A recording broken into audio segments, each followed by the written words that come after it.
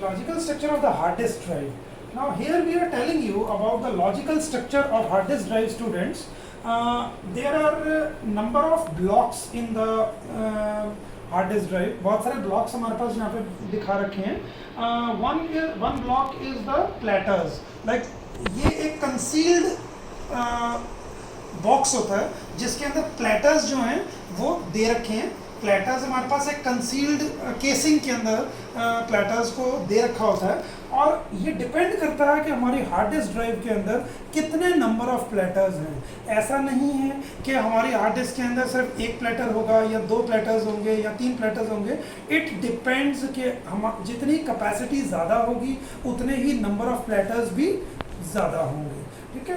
सो यहाँ पर हमने सिर्फ दो प्लेटर्स शो कर रखे हैं और प्लेटर्स को कंट्रोल करने वाला हेड आर्म होता है. ठीक है. And this head arm is known as actuator arm. Actuator arm is just like मतलब इस तरीके से ये काम करती है. It works just like this. Arc की तरह हमारे पास होती है और these heads basically move onto the platters in this manner. इस तरीके से ये मूव करते हैं. Right?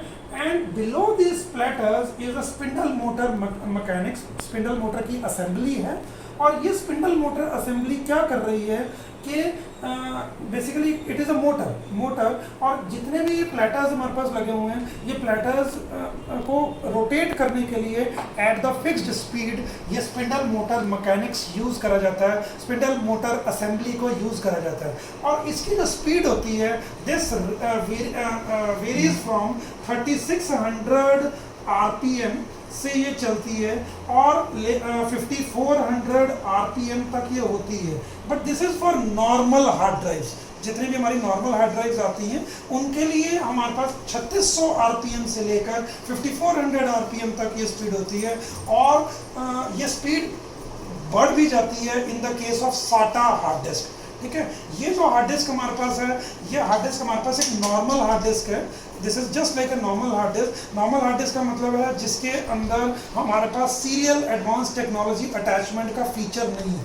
लेकिन कोई ऐसी हार्ड डिस्क जिसके अंदर हमारे पास सीरियल एडवांस टेक्नोलॉजी अटैचमेंट का फीचर है मींस जिसकी स्पीड ज़्यादा होगी and that speed basically ranges up to 7200 RPM. ये 7200 RPM तक हमारे पास होती है ये स्पीड. और इसके नीचे हमारे पास कंट्रोल इलेक्ट्रॉनिक्स है. Control electronics is nothing but it is a printed circuit board.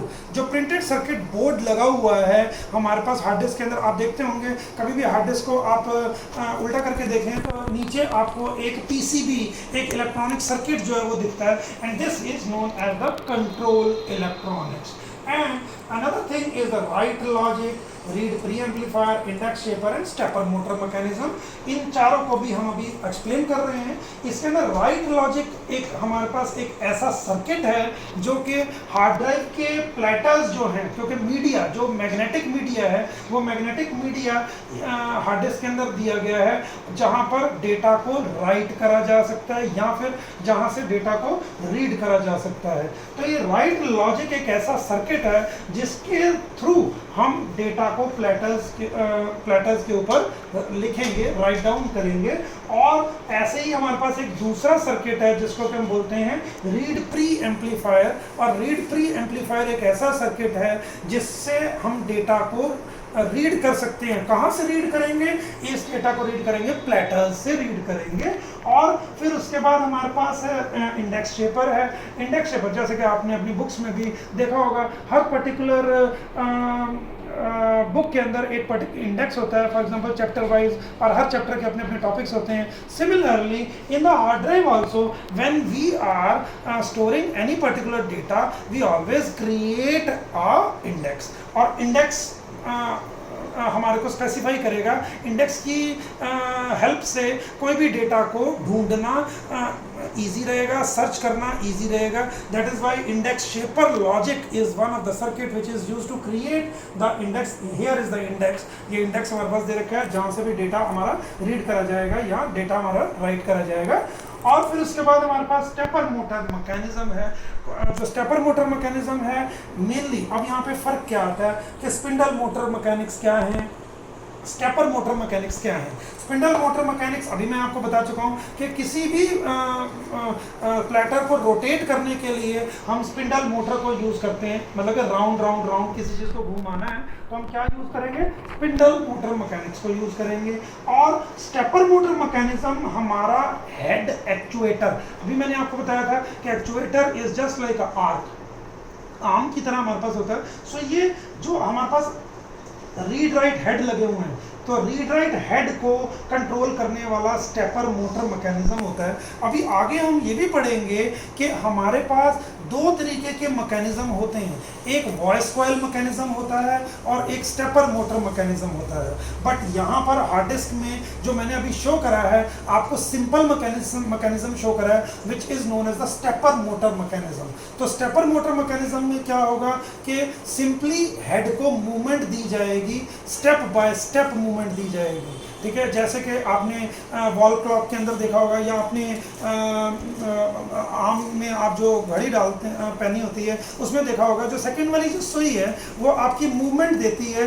या तो कई हमारे पास वॉच हमारे पास होती है जिसके अंदर सेकंड्स की सुई जो है वो बहुत ही लीनियरली मूव करती है। तो जहाँ पर लीनियरली मूव करेगी दैट इसका मतलब ये है कि वॉइस कॉइल मैकेनिज्म यूज करा गया। लेकिन कई हमारे पास सेकंड्स की सुई होती हैं जो कि हमारे पास क्या करती है, स्टेप बाय स्टेप जो है वो मूवमेंट देती हैं। आप अपनी वॉल क्लॉक्स वगैरह में भी देख सकते हैं इस चीज़ को। तो यहाँ पर हमारे पास stepper motor mechanism old fashion जो है यहाँ पे दे रखा है। ऐसा नहीं है कि ये स्टेपर मोटर मैकेनिज्म ही यूज करा जाएगा, इसकी जगह पर हमारे पास दूसरा मैकेनिज्म वॉइस कॉइल भी यूज करा जाता है जिसके अंदर हमारे पास लीनियर मूवमेंट ऑफ द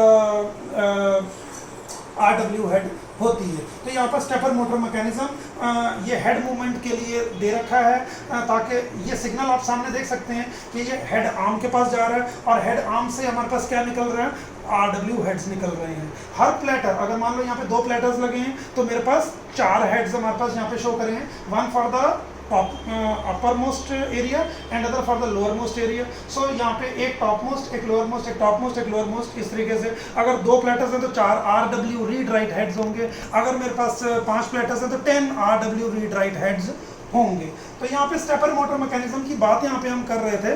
तो स्टेपर मोटर मैकेनिज्म के अंदर हमारे पास 2 सिग्नल्स दे रखे हैं, एक स्टेप बता रखा है और एक डायरेक्शन बता रखा है। स्टेप का मतलब है कि हार्ड डिस्क ने कितने स्टेप्स मूवमेंट देनी है, कितने स्टेप्स मूवमेंट, मतलब हार्ड डिस्क चलेगी नहीं, ऐसा नहीं है कि हार्ड डिस्क चल करके किसी दूसरी जगह पर पहुंच जाएगी, ऐसा कभी नहीं होता है। स्टेप का मतलब ये है कि जो हमारा RW हेड है उस RW हेड ने एक ट्रैक से दूसरे ट्रैक पर पहुंचना है या दूसरे से तीसरे पर पहुंचना है, तो ये हमारे पास क्या कहलाता है, this is known as the step. ये चीज़ और आपको क्लियर हो जाएगी जब मैं अभी आगे आने वाले टॉपिक्स में आपको एक्चुएटर आर्म के बारे में बताऊंगा, एक्चुएटर्स के बारे में बताऊंगा। 2 तरीके के एक्चुएटर्स होते हैं, एक स्टेपर मोटर मैकेनिज्म और एक वॉइस कॉइल मैकेनिज्म होता है। वहां पर आपको ये चीज़ डायग्राम से और क्लियर करी जाएगी। तो स्टेप का मतलब ये है कि कितने स्टेप्स ये मूव करेगा और क्या मूव करेगा, रीड राइट हेड आपका एक ट्रैक से लेकर, मान लो ट्रैक नंबर 1 से लेके उसने ट्रैक नंबर 5 पर जाना है, इसका मतलब ये है कि उसको 4 स्टेप्स मूव करने हैं। So this is what we mean by the step. और ये सिग्नल कहाँ से आएगा, कंप्यूटर बताएगा कि उसने जो RW हेड अभी ट्रैक नंबर 1 पर है उसने ट्रैक नंबर 5 पर पहुंचना है, ठीक है। ये सारी चीज़ कहाँ से आ रही है, कंप्यूटर से बताई जा रही है। और यहाँ से ये इसको डायरेक्शन बताएगा कि डायरेक्शन फॉरवर्ड होगी, मतलब कि स्टेप ट्रैक नंबर 1 से ट्रैक नंबर 5 पे जाना है तो इसका मतलब ये आगे बढ़ना है। मान लो अगर ट्रैक नंबर 5 से ट्रैक नंबर 1 पे जाना है तो इसका मतलब पीछे आना है। So there are 2 types of directions, one is the forward direction and other is the backward direction. और ये हमारे पास कंट्रोलर इंटरफेस है, या हार्ड डिस्क के अंदर जो कंट्रोलर इंटरफेस होता है ये हमारे पास 2 तरीके के होते हैं, one is known as IDE and other is known as SATA। अभी हमने SATA की बात भी करी थी कि SATA हमारे पास सीरियल एडवांस टेक्नोलॉजी अटैचमेंट होती है, नई टेक्नोलॉजी है जिसकी स्पीड हमारे पास ज़्यादा होती है, दैट इज 7200 RPM इसकी स्पीड है। जबकि पुरानी हार्ड डिस्क जिनके अंदर IDE था, IDE का मतलब है integrated drive electronics, integrated drive electronics. और ये जो कंट्रोलर इंटरफेस जिसके अंदर IDE होता है वो 40 पिंस का होता है। कितने पिंस का होता है? 40 पिंस का हमारे पास होता है। और SATA के अंदर हमारे पास क्या है, SATA के अंदर 4 पिंस ही हमारे पास स्पेसिफाई करी जाती है। इसके अलावा ये हार्ड डिस्क को हमने, ये बेसिकली जो कंट्रोलर इंटरफेस है, this is the data signal which is being provided by the computer itself. तो किसी भी पर्टिकुलर डिवाइस को ऑन करने के लिए हम पावर भी उसको प्रोवाइड करेंगे, और पावर के लिए क्या लगाना पड़ेगा, हार्ड ड्राइव के अंदर एक पावर केबल भी लगानी पड़ेगी, and that power cable has 4 pins. ठीक है, ये 4 पिंस हमारे पास होती हैं।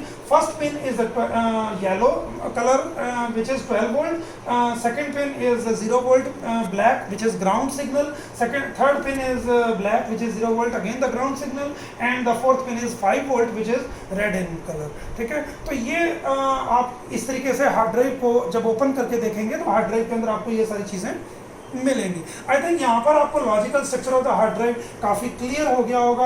और बाकी यहाँ पर अगर जो राइट करना है डेटा, राइट लॉजिक, जो भी अगर डेटा जो भी हम राइट करेंगे, यूज़र राइट करता है ना हार्ड ड्राइव के अंदर, तो जब यूज़र हार्ड ड्राइव के अंदर राइट करता है तो सिग्नल देता है, यूज़र खुद सिग्नल देता है कि that yes this is to be written on the hard drive. तो कहाँ से सिग्नल आएगा, जो केबल है हार्ड ड्राइव की, जो केबल है this is the data cable, यहाँ पर इंटरफेस है और इस इंटरफेस पर हमने डेटा केबल लगा रखी है। तो यहाँ से राइट डेटा कहाँ जा रहा है, प्लेटर के ऊपर जा रहा है, क्योंकि डेटा हमने कहाँ लिखा, प्लेटर पे लिखा। अब कोई भी चीज प्लेटर से रीड करनी है तो यहाँ से हमने प्लेटर से किसके थ्रू रीड करी, रीड प्री एम्पलीफायर से रीड करी, और रीड करते हुए कंट्रोलर इंटरफेस के थ्रू ये डेटा यूजर के पास चला जाता है। सो आई थिंक यहाँ पर ये सारी चीजें आपको क्लियर हो चुकी होंगी। आगे आने वाले टॉपिक में हम आपको डेटा इनकोडिंग टेक्निक्स भी बताएंगे, जिसके अंदर MFM टेक्निक या FM टेक्निक या RLL टेक्निक्स के बारे में हम बात करेंगे। यहाँ पर सिर्फ लिखा गया कि हमने MFM राइट डेटा, मतलब कि यहाँ पर हम क्या यूज कर रहे हैं, हम जो टेक्निक यूज कर रहे हैं, दिस इज द MFM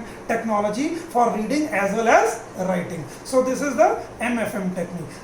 ऐसा नहीं है, हम यहाँ पर FM राइट डेटा भी लिख सकते हैं, RLL राइट डेटा भी लिख सकते हैं, जो भी टेक्निक आप इसके अंदर यूज कर रहे हैं, राइट। सो आई थिंक यहाँ पर आपको टॉपिक सारा का सारा क्लियर हो चुका होगा। आपको क्वेश्चन आ सकता है, explain the logical structure of the hard disk drive. आपने एक एक ब्लॉक डायग्राम को एक्सप्लेन करना है। नोट्स जो मैंने आपको भेजे हैं उनके अंदर आपने पढ़ना है, पढ़ करके उनके नोट्स बना लेने हैं और ईजी तरीके से नोट्स को बना करके असाइनमेंट के अंदर आपने सबमिट भी कर देना है, right. So this is all about the logical structure of hard disk.